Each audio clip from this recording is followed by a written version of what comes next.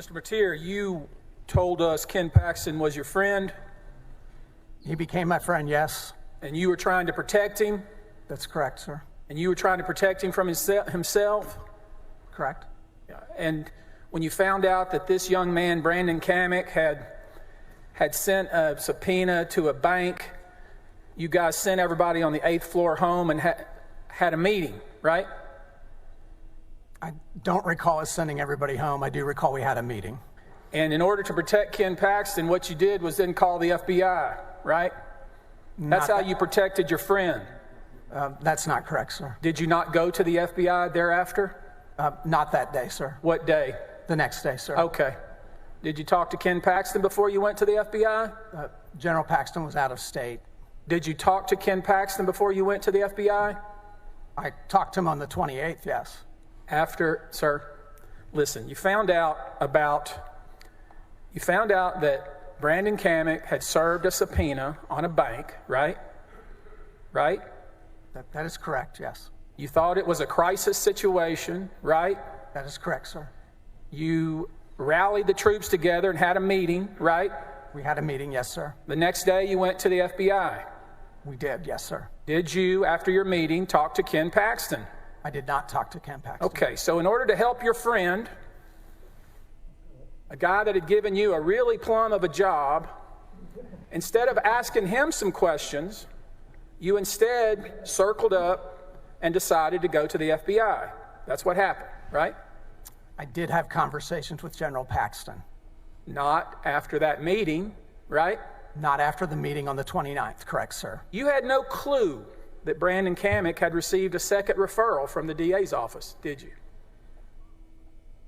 I did not. You were wondering why they were serving subpoenas on a bank when the complaint that you knew about had to do with the FBI and the magistrate judge, right? That's correct. You had no clue that there had been a second referral from the DA's office directly to Brandon Kamek. Isn't that right? That's right. No one had shared that with us. So you thought this Kamek fellow is sending subpoenas to banks related to some FBI thing, right? I didn't know what he was doing. You know how you could have found out? You know how you could have found out?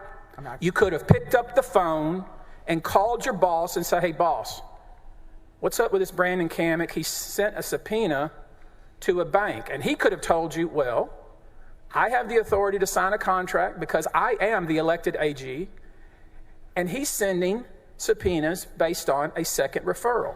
You could have done that, right? I could have done that. But instead what you did was rally your troops, get your stories together, and go to the FBI. Isn't that right? That's not how I'd characterize it. I guess we kind of all got to know, when you went to the FBI, what crime did you have this so-called good faith belief had occurred? The good faith belief that we believed he had occurred was, I believed that he potentially could have been subject to blackmail. And as a result, he was taking illegal actions on behalf of what we then knew was a campaign donor, but he was taking actions on behalf of Mr. Paul. You believed he was being blackmailed? At one point, I actually believed he was being blackmailed, sir. So you didn't think he was committing a crime? You thought somebody was committing a crime against him? At one point in time, I believed that, yes, sir. If that's why you went to the FBI? Well, eventually we went because I had tried on several occasions to have, as I think in one of my memos says, that you probably have on here, asked him, I really wanted him to come clean. I even said, are you under undue influence, sir? And he said no. He did say no, yes. He never said, I'm being blackmailed. I'm under undue influence. But his actions didn't reveal that. When we found out that this woman that he'd had the affair with from years ago, that had moved up to Austin and was now employed by Mr. Paul, and then he was taking these unusual actions, it just didn't make sense to me, Mr. Buzbee. I hear you. You made some assumptions, did you not? You made some assumptions. I made some reasonable assumptions, yes, sir. You made some assumptions, right? Yes. Okay. And you know that sometimes assumptions are wrong, right? I remember that Odd Couple episode. We're probably similar age. Isn't it ironic that the first witness called in this case for the House on the first article of impeachment that was passed, that this witness, you, approved that intervention? Isn't that ironic? I don't know, sir. Don't you think that really kind of reflects the whole House's case? That they put you up here as the witness to tell us how bad Ken Paxton was, and on the very first article, you approved it. Isn't that ironic? The irony, I guess, is lost on me, sir. Is it? Wouldn't you want to make sure that you were absolutely sure that Ken Paxton was doing something untoward and illegal before you went to the FBI? Wouldn't that be what a trusted confidant would do? Somebody who's a trusted friend, somebody who's been trusted to run the office. At least you should make yourself sure. You know what?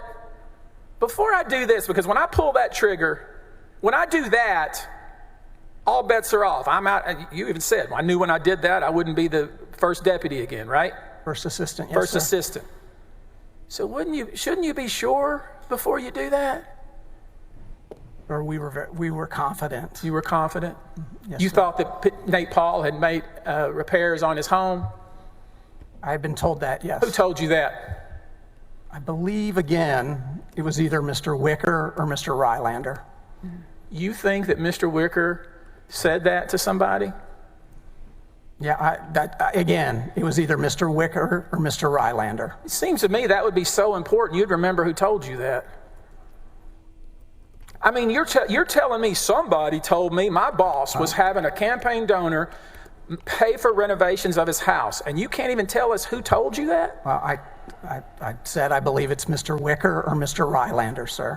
But you already told us that Nate Paul was a campaign donor played a part in your belief that Ken Paxton was engaged in unlawful conduct. That's what you said under oath, right? That's correct, sir.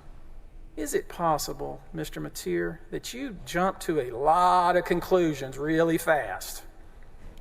I don't believe so, sir. And you could have put all this to bed if you'd just talked to your boss. You, as the leader, once you heard all these foolishness concerns, some of which you might have believed, some of which you didn't, your job at that point in time was to go to the boss. Isn't that right? I had tried to go to the boss.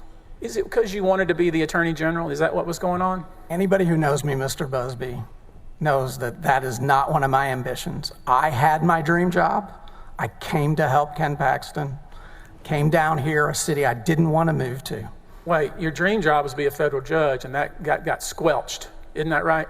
No, actually, my dream job has always been to be at First Liberty. Weren't you supposed to be a federal judge, and then the two senators objected to you? What two senators, sir? The two that would have the ability to object to you. You know who I'm talking about? You're talking about our senators? Yes. They didn't object to me. They didn't? No, Senator Cruz certainly didn't. Well, somehow something went awry, and you're not a federal judge, are you? That's absolutely true. My nomination was withdrawn by President Trump. Yeah. And that's the job you really wanted, right? I did want to be a federal judge, Sure. but my dream job was First Liberty. Okay.